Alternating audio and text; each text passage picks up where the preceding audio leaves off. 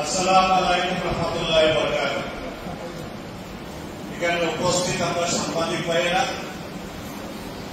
গত 22 তারিখ মঙ্গলবার কাশ্মীরের কোন অবস্থায় আমরা মানতে নিতে পারি না। আমরা এই সন্ত্রাসবাদীদের এটাকে আমরা নিন্দা জানাই এবং ধিক্কার জানাই। ইসলাম হয়েছে শান্তির প্রতীক। ইসলামে কোন জায়গাতে সন্ত্রাস প্রকাশা করে তাদেরকে হত্যা করা হয়েছে, এর চেয়ে বড় নিন্দনীয় ঘটনা হতে পারে। যেভাবে আমরা জানি একটা বাসে বা একটা রেলের এই পেহেলগাম হয়েছে আমাদের ভারতবর্ষের সুইজারল্যান্ড, যারা তো জুজদার হয়েছে এই পর্যটকদের উপর।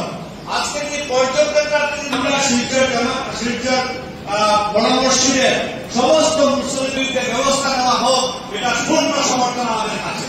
আজকে কোন অবস্থায় পাকিস্তান থেকে এসে মসজিদে আজকে জুম্মার নামাজ পড়েছেন, তারা এটাই সমস্ত করছেন। আর এটাও বলেছেন দাঁড়িয়ে যখন আমাদের দেশ আমাদেরকে ক্ষতি করার চেষ্টা করছে, বাংলা